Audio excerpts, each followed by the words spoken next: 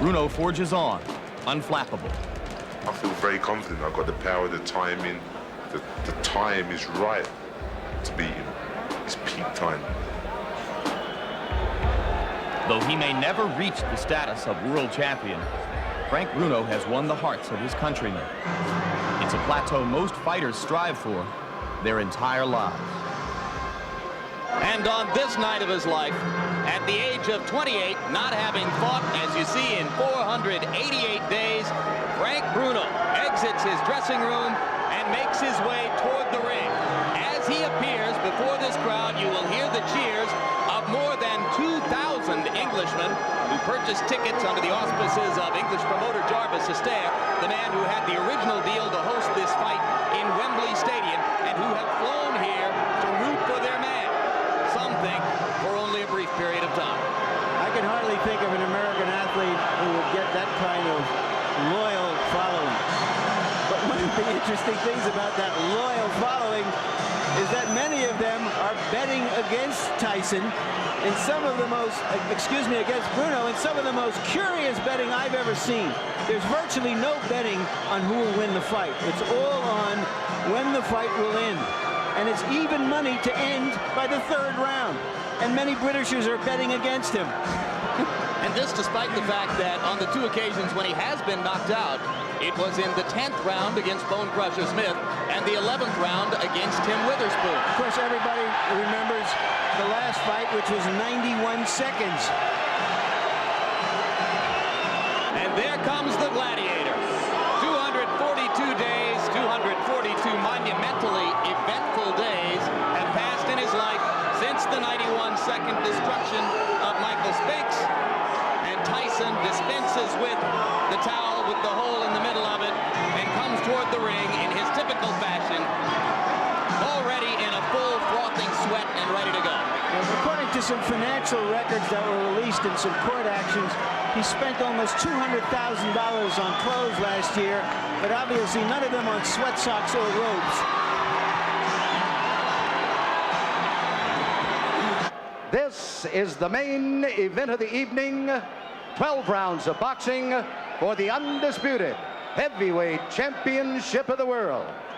Introducing, in the blue corner, fighting out of London, England, weighing in at 228 pounds, or 16 stone 4 pounds, with a professional record of 32 wins, 2 defeats, with 31 KOs. Ladies and gentlemen, he is rated #1 in the world by the WBC. He is the challenger, Frank Bruno.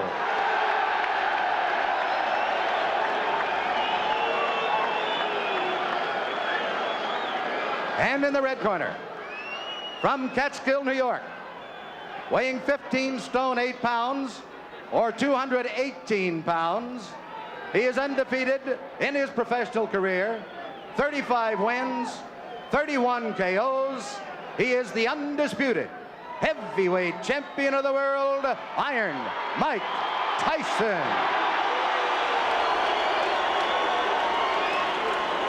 Okay, listen. I gave both fighters their instructions in the dressing room. I'm cautioning you again. Obey my commands at all times. Is there any questions? Shake hands. Good luck. This will not be the first time that Mike Tyson and Frank Bruno have faced each other in a boxing ring. When Tyson was 16 years old and Bruno was in this country to fight a boxer named Mike Jamison, they sparred. Mike, another one on your belt, another notch. Was this harder than you anticipated? No, not at all, because I knew that he was going to come up, he was talking, and the way he was talking, I knew he was hyped. He was ready to go. And I knew I was the best fighter in the world. And I wasn't worried about 20 it. seconds into the fight, though, you've got him on the canvas. Do you think what's going on here, it's all over? No, I knew he wasn't hurt. Thank you, Frank. God bless you. I knew he wasn't hurt as bad as everybody thought him was, but I didn't hit him with a solid shot. What did you hit him with? I think it was the right hand, somewhat grazing. Yeah, and then you hit him on top of the head and he went down. Were you then surprised that he came back and he seemed to hit you with a pretty good left in that round? He got up. He meant business. I said, oh, man. But did that left hand shake you momentarily that he hit you with in that round? He was throwing a great deal of hard punches, but I refused to go down. They didn't even faze me. after that round, it seemed that you had established that you were the guy, and now he was just there to hold on. Was that how it seemed to you in the ring? Absolutely. But still, he was sneaking some very hard punches in between there.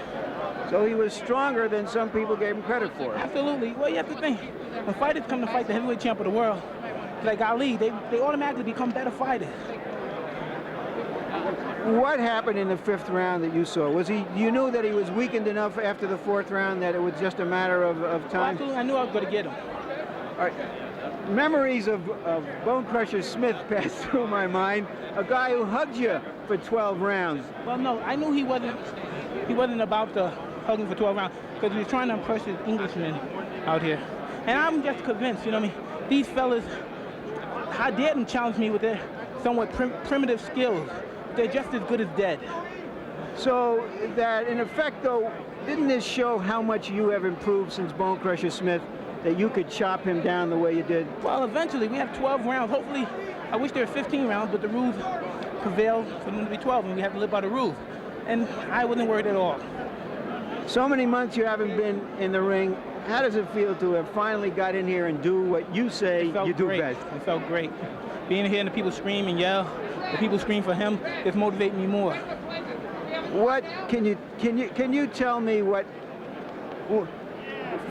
Can you tell me what plans you have now, Mike? Well, at this particular time, right now, I'm just going to go home and watch a movie called Lean on Me. Don King, can you tell us, do you have any fights planned and with whom? I'm going to go with him to watch Lean on Me. And after we watch that, he's going to be talking about it at the post-fight press conference. We'll be talking about guys like Jose Luis Rebalta or Carl Williams, somebody, because he wanted to get back in the ring again in May. So you're saying there's nothing actually planned now, but you are thinking about several different options. New York! We're planning several different options, but we will be fighting in May. Thank you very much, Don. Thank you very much, Mike. The future of Mike Tyson in the heavyweight division. There is talk of a mandatory defense against Carl "The Truth" Williams. Not many believe that The Truth would be indelible against Tyson's own particular truth. There is talk of taking him to Rio de Janeiro to fight a Jose Rebalta. There's anticipation about the ultimate arrival as a full-fledged heavyweight, former cruiserweight champion, Evander Holyfield. Do you see anyone on the horizon who could give Mike a legitimate run for his money? Not really. I think for Mike Tyson, it's unfortunate in the heavyweight division, there's no one that is qualified to do away with Mike Tyson. They're talking about Evander Holyfield. That's too premature. Evander Holyfield, of course, like Michael Spinks, is someone who would have to get a little heavier. He's in the process of doing that right now, and has proven himself to be an effective fighter as a heavyweight, if not yet a heavy knockout puncher. Well, he's going to get stronger quite naturally because of their program. But I think we have to see what's going to happen with Michael Dokes and Evander Holyfield. So I'm looking forward to that fight to see the results and his performance, and with a heavyweight, a legitimate heavyweight. Mike's entire history, talking about Tyson, and a lot of his eminence, was built on a schedule that had him fighting at first twice a month, ultimately once every 2 months as heavyweight champion. Could you see him continuing to be as effective as he was tonight, fighting, say, once every 8 months, once every 10 months, once every 6 months? You know, because Mike Tyson enjoys doing what he's in the ring. He's enjoyed fighting. I'd see Mike Tyson fights like once every 6 months or once every 8 months. All right, Ray, having returned now from the ring wars and back in his position is Larry Merchant. Larry, we've talked a little bit about what happened tonight. Mike's apparent no loss of effectiveness after 8 months away from the ring, the future and the outlook for possible opponents for him. How do you sum up what you saw? Well, it's not as easy as some people thought it would be after seeing him beat a big light heavyweight in Michael Spinks. If you go in there against a big professional fighter, he can manage to extend it a while, and in its own way, this kind of demolition may even be more impressive than what he did against Michael Spinks. Okay, guys, would you stop the pictures right now? Let's get the news companies on. We'll stay for pictures and give you any shots you want. How did it affect you? Well, can I tell you something? I was in good shape, but I could have trained longer. I could have had more time to train, but you know, I mean, the last thing I could have done was say I need more time. You know, I mean, it was too late. I had to deal with what I had and do the best of what I had to do it with. But I could have used a little more time to train, psychological, that is. Well, he hit me with some hard punches, but I refused to get hurt. You know, I mean, we're in the hurt business. You know what I mean? I'm not gonna let a little punch. Well, after the first round, I saw he was game. He got up. I knew he was hurt. And I saw the Englishman was pumping him up and his pride was up. And I said, well, this looked like it could be a long fight. But as the fight was going on, I knew that I was going to break him. I could see it happen slowly. Well, yeah, you know what I mean? It's difficult for me to rate myself. You know what I mean? I feel like it, you know what I mean? I feel like that wasn't any Mike Tyson of vintage by any chance. But still in all, you know what I mean? I was in there and I was right now at this point in my life, even at this performance, I still believe I could beat anybody in the world. Did you feel that you were at your sharpness though? I mean, did the layoff affect? I just answered that question. The layoff had a little effect, but I don't want to make any excuses. Like I said, I could have trained longer. I could have had more time to train, but you know what I mean? I deal with the best I had. How about taking off 40 pounds? Did that have an effect? Yeah, I had a great deal. But like I said, you know, you can't make any excuses. You know, it's my fault that I got up there, so like I said, I had to deal with it. How did you rate Bruno's performance? Excuse me? How did you rate Bruno's? He was very high. You know, he came to fight, and I expected a tough fight. Out of all your opponents, how would you rate Bruno? You know, it was very difficult. You know, I mean, I don't know. It was a very difficult fight. He came to fight. As far as rating opponents, you know, I mean, I don't rate it. You know, I'm just glad to win and go home. Well, you know, he hit me with some hard punches, but like I said, you know, I mean, that's part of the game. It's a hurt business. You gotta bring ass to get ass. Excuse me? Well, I was a little anxious. I wanted to take him out, and then as I saw that he came to fight, I said I was prepared for it to be a long fight. But like I said, during the third round, from the third round on, I knew I was going to break him. I could see him breaking very slowly.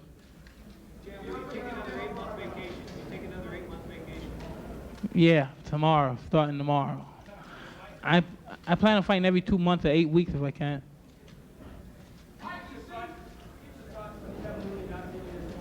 Like I said, you know what I mean? I have competent officials in my corner, you know, cornermen.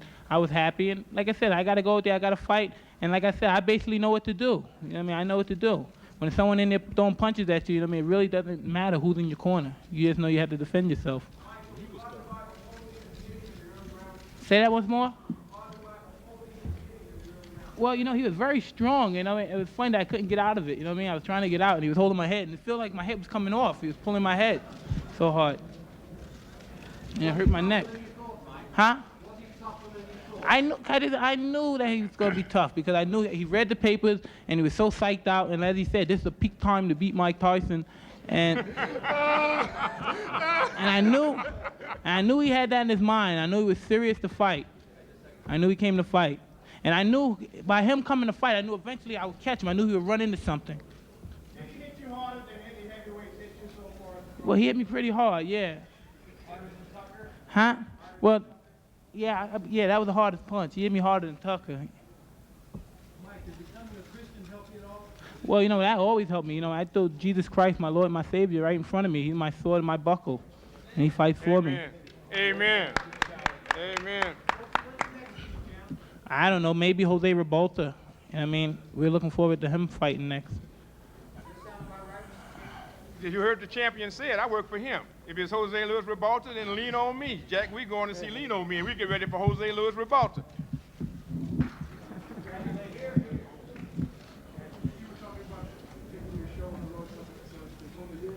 Perhaps I would love to go. Perhaps Brazil and Italy, you know, and Saudi Arabia, and Africa. Those are the ones the main ones that we have in mind.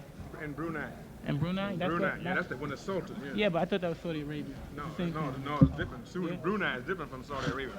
Brunei, the Sultan. We want to fight for the Sultan. The Sultan of Brunei. I don't. Hey, can I tell you something? I tell you right now, for you to answer that question, you know what I mean? It sounds egotistical. I don't care what you say, but it's a fact. You know what I mean? How dare them even to challenge me, these fighters? You know what I mean? You know what I mean? With their primitive boxing skills. You know what I mean? They're as good as dead. Mike. Mac, baby. Mike, talk about primitive boxing skills. I guess for sometimes the fight people just walk to the floor without running. That's not usually how you used to fight. Or more what you see. All right. So what?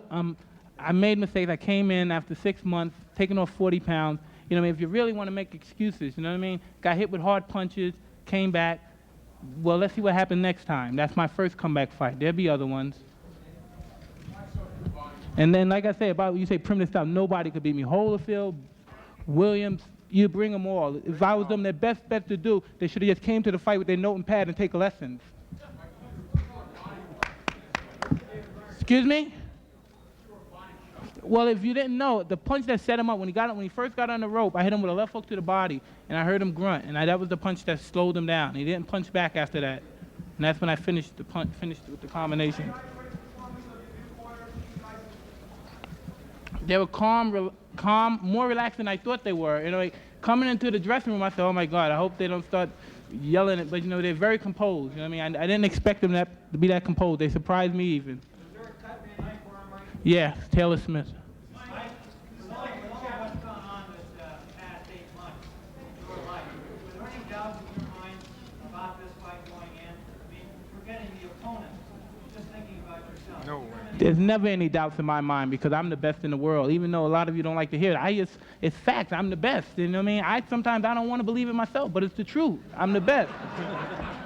And we fight on HBO, the network of champions.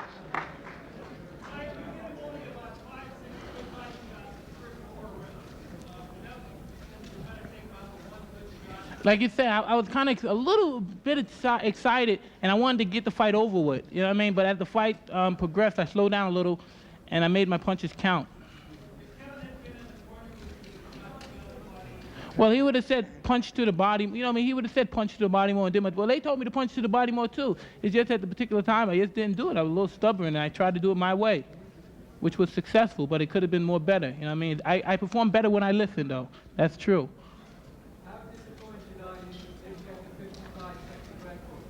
The 55-second record. All right. Hey, you know what I mean? There's a lot more. Hopefully, knock on wood, there's a couple more years to go. I'm not looking for no knockouts. I'm just looking to win. You know what I mean? And make your guys write some nice stuff about me.